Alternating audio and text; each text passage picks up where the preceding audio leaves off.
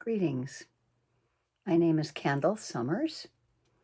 I am coming to you from Portland, Oregon, and I am offering a Dharma talk to you today that I am calling Everything is Relational. The three universal truths: how we relate to ourselves and each other and all of those around us, and how we define our life and build our character. We want to be cultivating the good against all odds. And this is a talk that I have offered at Pacific Northwest Meditation Community, which we do on Zoom every Saturday at 4:30 and also in person. But the recording qualities of Zoom are not so great, so I am offering it again today. I go by the pronouns she and hers. My teachers, Kamala Masters and Steve Armstrong, are the founders and co-creators of Vipassana Metta Foundation on Maui, and they have traveled worldwide teaching the Dharma.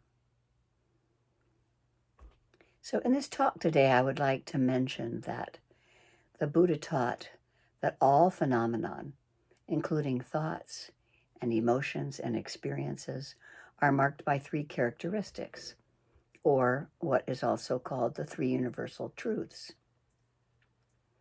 impermanence, or anicca in Pali, the language spoken at the time of the Buddha; suffering or dissatisfaction, dukkha; and not self, anatta. It's also called anatta. These apply to all conditioned things. That is, every aspect except for complete freedom, nibbana. According to the Buddha, fully understanding and appreciating the three universal truths is essential to realizing enlightenment. It's an understanding that is accepted in both Theravadan and Mahayana schools, but more emphasized in the former. Everything changes, is what the Buddha taught. And this may seem obvious, but much of the time we relate to things as if their existence were permanent. So when we lose things we think we can't live without, or receive bad news we think will ruin our lives, we experience a great deal of stress. Nothing is permanent, including our lives. To briefly mention these three, and I will mention them several times throughout the talk so that you can remember them. Dukkha, suffering or dissatisfaction, is among the most misunderstood ideas in Buddhism. Life is dukkha, the Buddha said, but he didn't mean that it's all unhappiness and disappointment. Rather, he meant that ultimately it cannot satisfy us. Even when things do satisfy, a pleasant time with friends, a wonderful meal, a new car, a place to live, the satisfaction doesn't last because all things are impermanent. Anatta, not self, non-essentiality or egolessness, is even more difficult to grasp. The Buddha taught that there is no unchanging, permanently existing self that inhabits our bodies. In other words, we do not have a fixed, absolute identity. The experience of I, continuing through life as a separate, singular being, is an illusion, he said.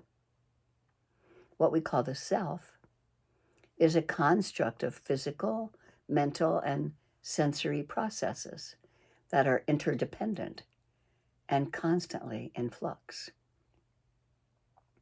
It is the illusion of a separate, permanent self that chains us to suffering and dissatisfaction. We put most of our energy into protecting the self, trying to gratify it and clinging to impermanent things. we think will enhance it. But the belief in a separate permanent self leads to the craving that, according to the Four Noble Truths, is the source of our suffering. The Buddha's teachings, especially the practice of the Eightfold Path, provide the medicine to cure our illusions so that we become less self-centered and less attached to impermanent things. As we investigate the truth of the three universal truths or marks of existence, we develop factors of enlightenment, such as equanimity, the ability not to be jerked around by our likes and dislikes, and serenity. A couple of weeks ago when I taught last, I mentioned that I would continue the conversation about ourselves and looking at personal experience in terms of body and mind. So the subject today, the three universal characteristics of existence, also known as the three universal truths, is an important part of the teachings of the Buddha.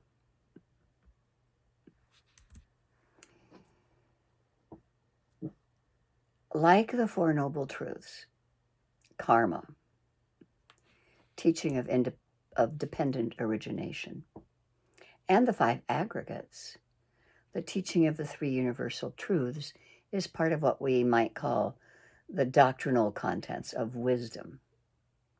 In other words, when we talk about the knowledge and the understanding that is implied by wisdom, we have this teaching in mind. Before we examine the characteristics individually, though, I'd like us to come to an understanding of what they mean and in what way they're useful. First of all, what is a characteristic and what is not? A characteristic is something which is necessarily connected with something else. Because the characteristic is necessarily connected to something, it can tell us about the nature of that thing. Let us take an example of heat, for instance.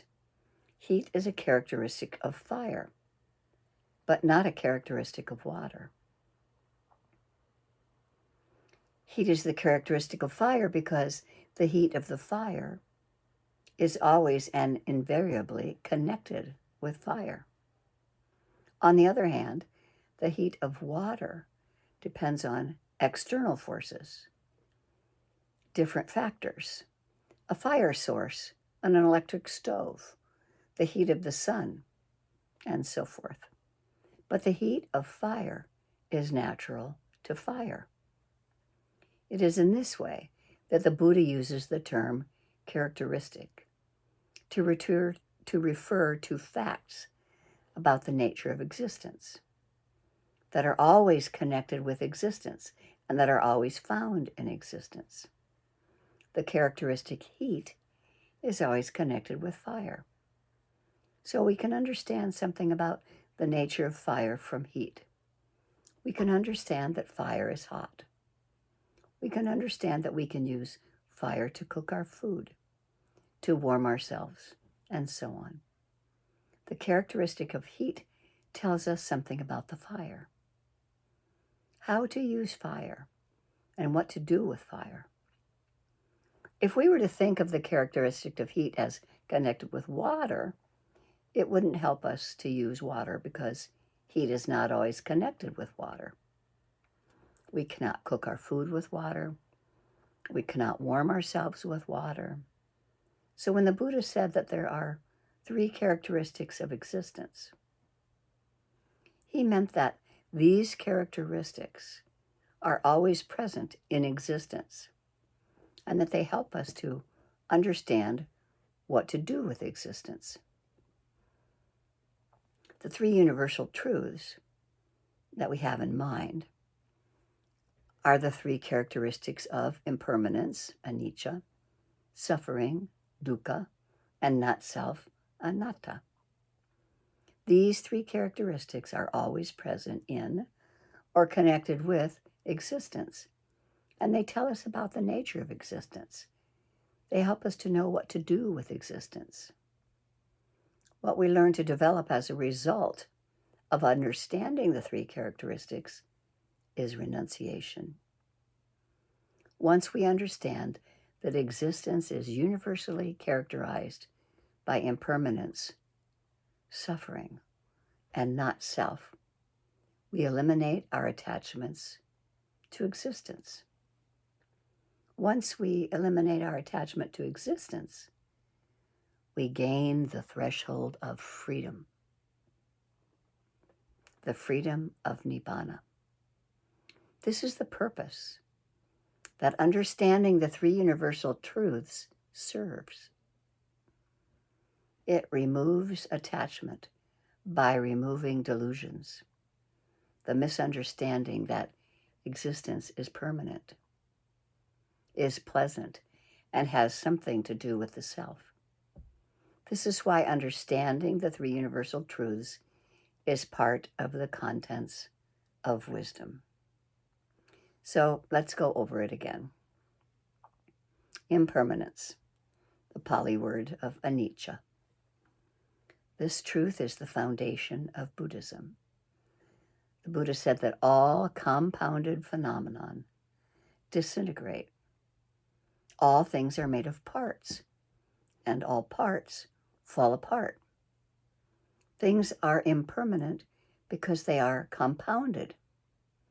Anything that is assembled will sooner or later come apart. Another blunter way to put it is that everything dies. When we realize this truth deep down, and not just intellectually, that's what we call liberation. Release from this one-pointed, narrow-minded belief in permanence. Then we have suffering, dukkha. Every experience is marked by some quality of suffering, whether it's extreme pain or a background sense of unease. I'm sure you've felt this over and over, especially lately under our current political scene.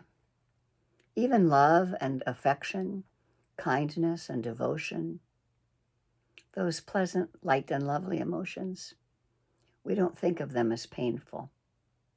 Nevertheless, they change, and this means that in the end, they are the source of pain. Emotions are painful. It's because they are impermanent and that they are uncertain and always accompanied by hopes and fears, but ultimately they don't have and never have had an inherently existent nature. As long as we struggle to maintain a solid sense of self, our lives will be marked by stress and fear. This is why we do samatha, or concentration practice, and vipassana, or insight meditation. It helps to loosen the grip that our emotions have on us and the obsessions we have because of them. Then we have not self, anatta. Some pronounce it anatta. There is no solid, separate, single self. We have no core, is what the Buddha explained to us and gave us practices to see directly. We are simply the product of multiple causes and conditions. The 5 aggregates, which he taught, is a good way to understand this, and I will mention them again later. Impermanence describes how things are. Non-self describes what they are not. Thich Nhat Hanh says, impermanence is emptiness in terms of time. Non-self is emptiness in terms of space. With emptiness, the Buddha meant that things do not truly exist as we mistakenly believe they do, and that they are really empty of that false ascribed existence. Sherry Uber, a Zen student and author of 24 books and a weekly call-in radio show, says if you want to be free, you must find the courage and willingness to be still and face the fear that arises when you attempt to come back to yourself. Some years ago, someone told me of a friend who went to India to study meditation. He approached a very renowned and learned Buddhist teacher and asked him for some meditation instructions. The teacher was reluctant to teach him because he was not convinced of his sincerity. This person persisted and asked him again and again. Finally, the teacher said to him, "You will die. Meditate upon that." Meditation on death is extremely beneficial. We all need to remember the certainty of our death. From the moment of our birth, we move inexorably toward death. Remembering this, and remembering that at the time of death, wealth, family, and fame will be of no use to us. We must turn our mind to the practice of the Dharma. We know that death is absolutely certain. There has never been a single living being who escaped death. Anicca, or impermanence, means that nothing can be a permanent, everlasting entity, as everything that arises will cease. In the last sutta that the Buddha spoke, the last words on his deathbed, some of his sentences were translated as, it's called the Mahaparinibbana Sutta. Impermanent are all component things. They arise and cease. That is their nature. They come into being and pass away. Release from them is bliss supreme. If we look at ourselves, we will find that our bodies and feelings are impermanent. They are subject to constant change. We will age, disease, and finally die. Similarly, our mental feelings are impermanent. We cannot be in a happy or sad state forever. Everything will pass. Everything around us, including natural phenomena like the solar system and ecosystem, are changing all the time. We can't predict earthquakes, droughts, hurricanes, typhoons. No one thing will last forever. This process of constant change goes on constantly, even without our noticing it. Our relationships are also subject to the characteristic of impermanence and changes. Friends can become enemies. Enemies can become friends. Our possession, like clothes, wallets, furniture, are also impermanent. They wear and tear with time, and we get new ones when the old ones get worn out. All of them will decay and eventually be destroyed. Understanding impermanence is important so that we don't lock ourselves into fixed, artificial, unchanging ideas of our relationship with others. Similarly, in one's career and normal life, we can't succeed if we do not keep abreast of changing situations, if we do not work hard to keep up with the changes. So whether it is in regard to our personal life or in regard to public life, understanding impermanence is necessary if we are to be effective and creative in the way that we handle our personal or professional affairs. The understanding of impermanence, anicca, is an antidote to desire and ill will. It is a key to understanding the nature of things, to see the reality of things. When we understand anicca, when we understand impermanence, we also begin to see that things have no substantial existence of their own, non-self. So in this sense, impermanence is directly related to the third of the three characteristics, the characteristic of not self. And let's look at dukkha again. Suffering, unsatisfactoriness. It's the second fundamental characteristic of existence, of the universal truths, and it is the first noble truth in the list of the Four Noble Truths. And it's been classified further into three aspects of better understanding. I've given a complete talk on just the three parts of dukkha. One of them is intrinsic suffering, dukkha, suffering in change, or viparinama dukkha, and suffering due to formation. It's a more existential kind of suffering, sankhara dukkha. The physical and mental painful feeling are called intrinsic suffering. They arise because of changes in our body.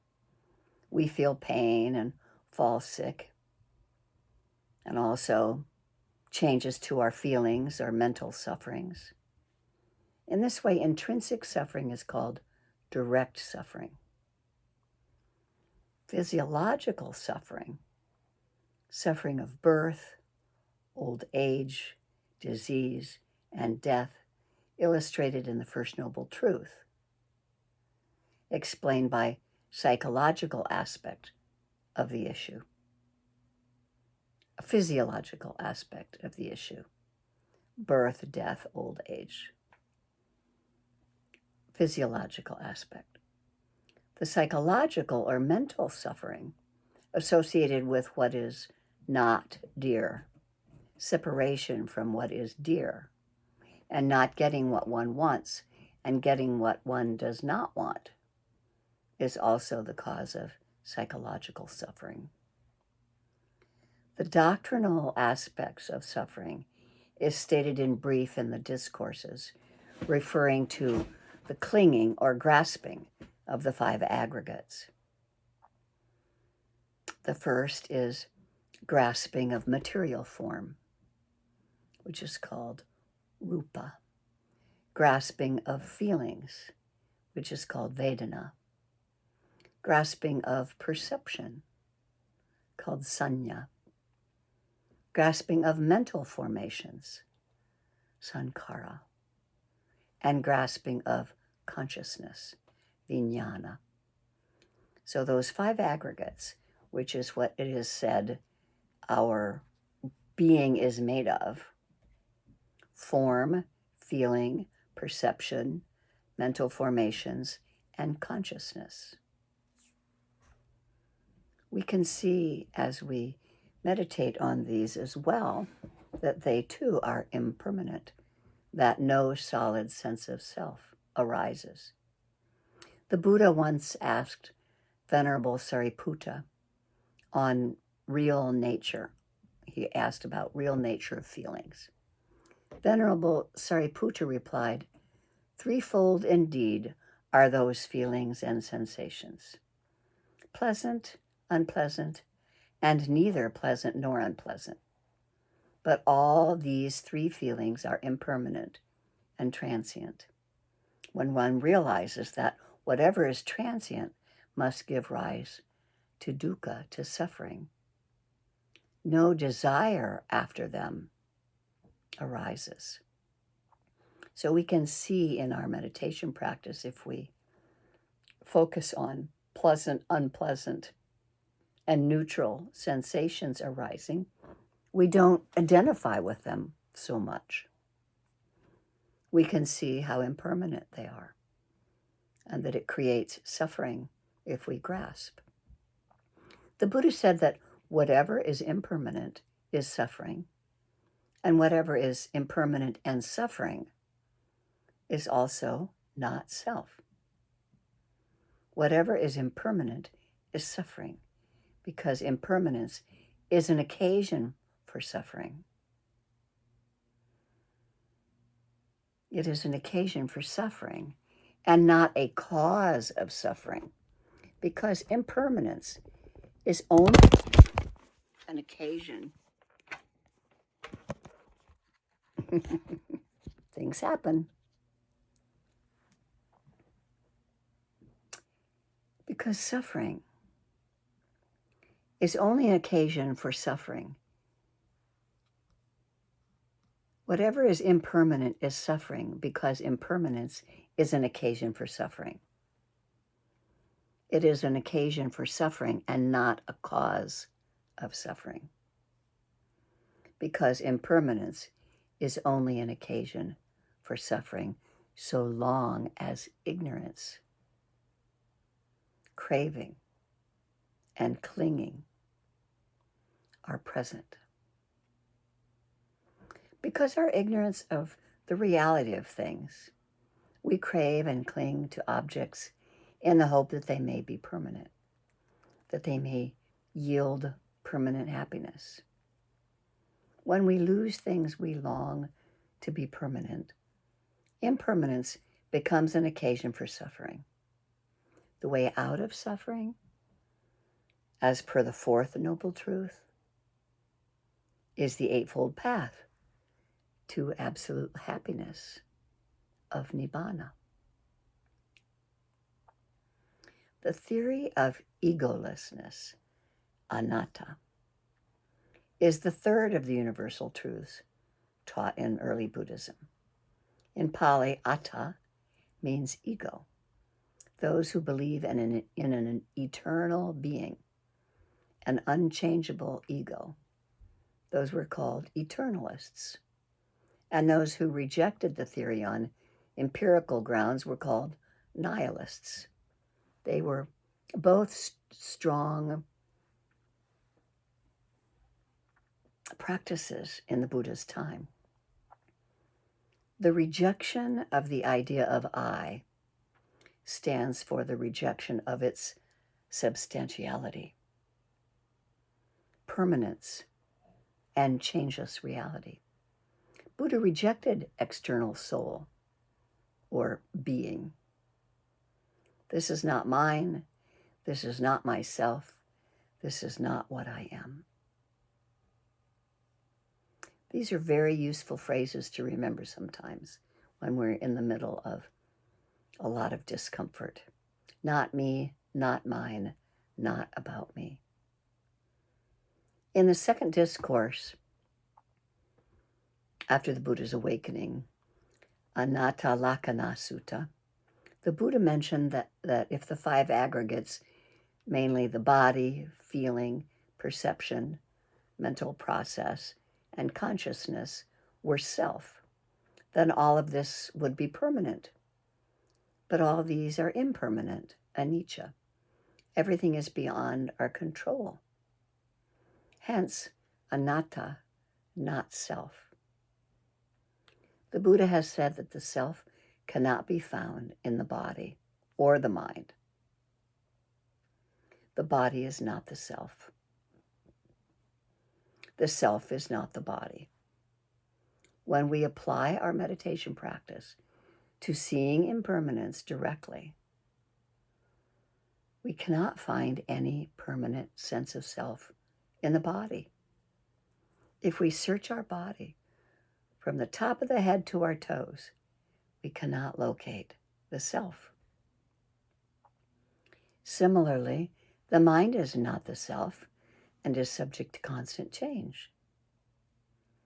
The mind is forever jumping about like a monkey. The mind is elated at one time and depressed at other times.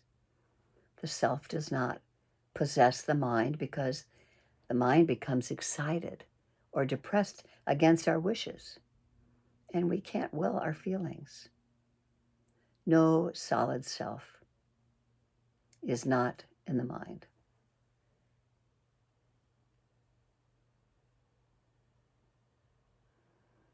Solid self is not in the mind.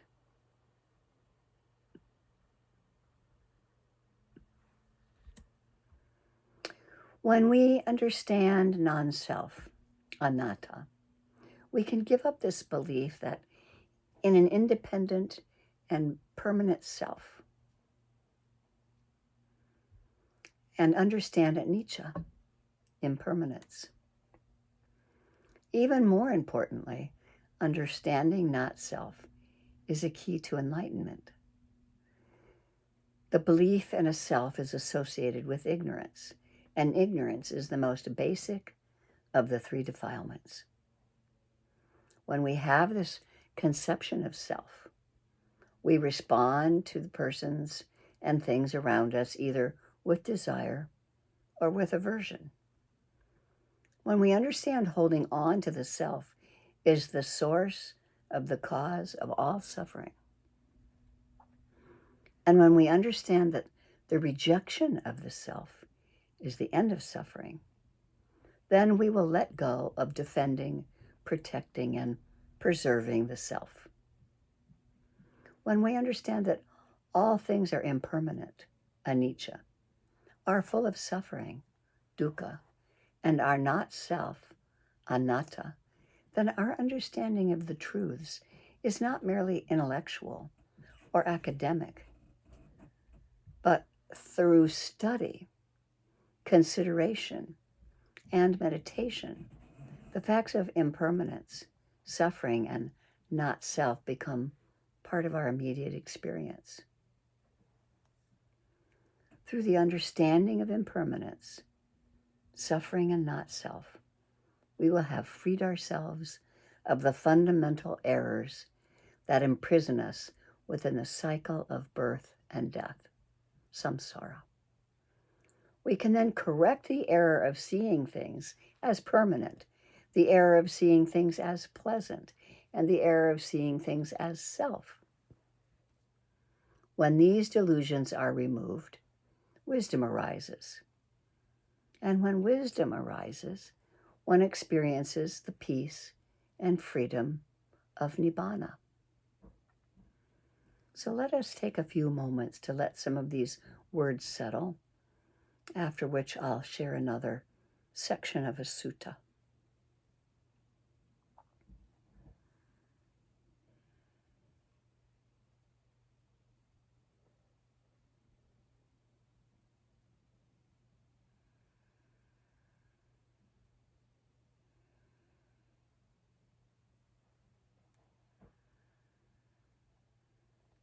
Here's a reference, a reminder of being present that reminds us of the three characteristics of existence and that there's no I-making.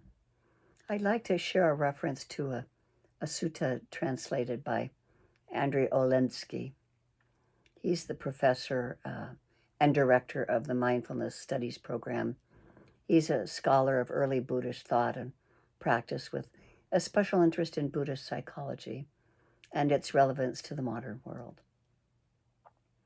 Currently, he's a professor at Lesley University in Cambridge, Massachusetts. And he is the director of Mindfulness Studies program. And returning full circle to academic world, he heads up the first and currently only program to offer the master's degree in the field of integrated mindfulness theory and practice. It's this sutta is called The Thorn in Your Heart. It comes from the Sutta Nipata, and it's probably one of the most diverse collections of discourses to be found in the Pali Tipitaka. And the chapter from which this sutta is taken, the Attaka Vagga, may well be the oldest portion of the entire canon. It's composed mostly in verse, and it includes some lovely poetry. This is the Sutta Nipata Attadhananda Sutta, Atadanda Sutta. It's verses 935 to 939 and 948 to 951. And again, this translation and some of the comments are by Andrei Oladensky. Fear is born from arming oneself. Just see how many people fight. I'll tell you about the dreadful fear that caused me to shake all over. Seeing creatures flopping around like fish in water, too shallow, so hostile to one another. Seeing this, I became afraid. This world completely lacks essence. It trembles in all directions. I longed to find myself a place unscathed, but I could not see it. Seeing people locked in conflict, I became completely distraught. But when I discerned there a thorn, hard to see, lodged deep in the heart, it's only when pierced by this thorn that one runs in all directions. So if that thorn is taken out, one does not run and settles down. Who here has crossed over desires, the world's bond, so hard to get past? He does not grieve. She does not mourn. His stream is cut. She is all unbound. What went before, let go of that. All that's to come, have none of it.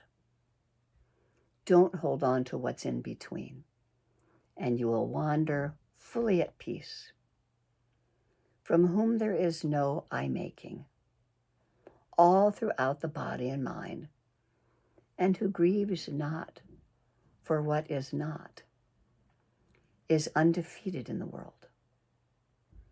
For whom there is no this is mine, nor anything like that is theirs, not even finding selfness, one does not grieve at I have nothing.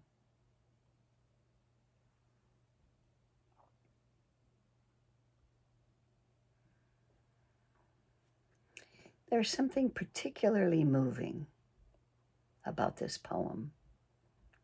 Maybe because it's composed in the first person and appears to reveal the process through which the Buddha himself came to understanding.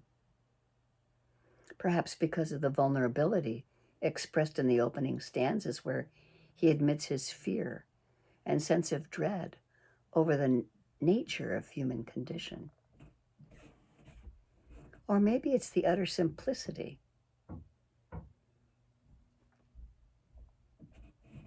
of first the problem, people hurting each other, and then its cause, basic human selfishness driven by desire.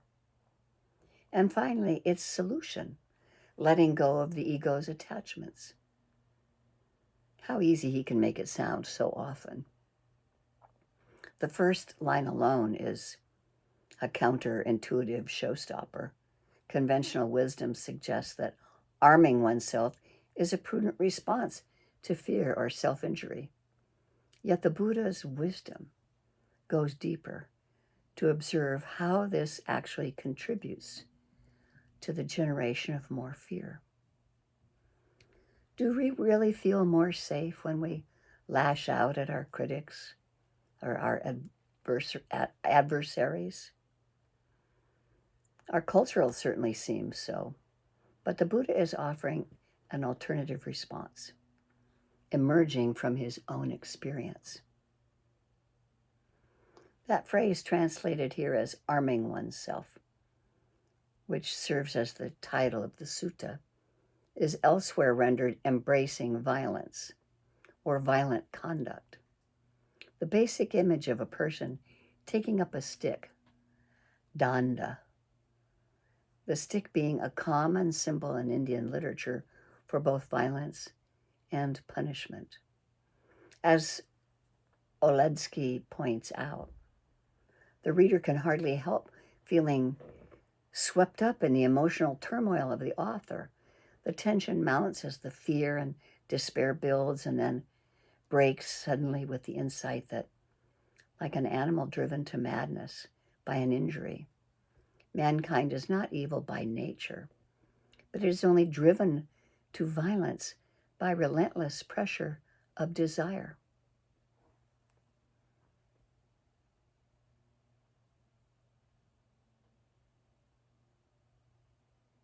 How present that is for us in our lives in modern day.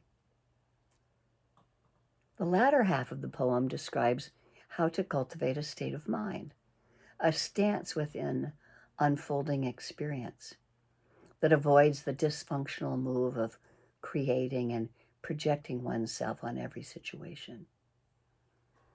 These few verses embrace the whole of the Four Noble Truths. The suffering manifest as violence. It's caused by the thorn in the heart, the unbinding or crossing over this, and the way to cultivate selflessness that constitutes real feeling.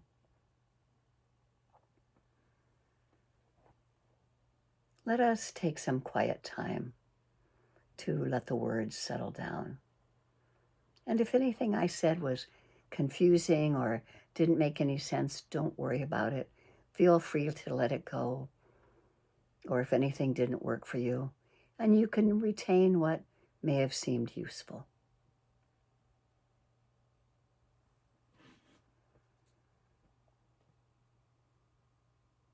I have some questions for us to talk about for a little while, and which you can refer to and ponder as some of my talk trickles into your memory later.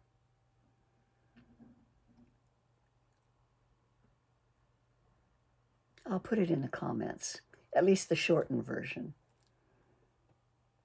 To foster discussion on these three universal truths, anicca, dukkha, and anatta, consider these questions. How does the concept of impermanence impact your daily life and relationships? What does dukkha mean beyond simple suffering? And how can we cultivate a more resilient understanding? And finally, what are the implications of anatta for our sense of self and our interaction with others?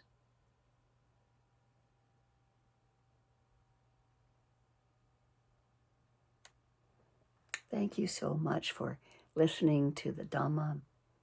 I appreciate your kind attention and want to remind you that the teachings are freely given. And if you would like to donate at all to the teachings continuing, you could go to Pacific Northwest Meditation website. And there's a link for Dana donation there. You can also go to my own website, givenfreely.com. I have an opportunity for donation there as well. You can find more of my talks there. And Pacific Northwest Meditation Community has a YouTube page. It would be great for you to go to the page and like and subscribe to it. And we also have a Facebook page. So thank you for joining us. Thank you for your practice. May you really know that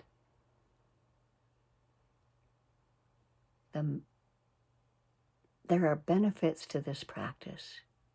The merit of our practice benefits all beings, and it brings joy to the heart and mind.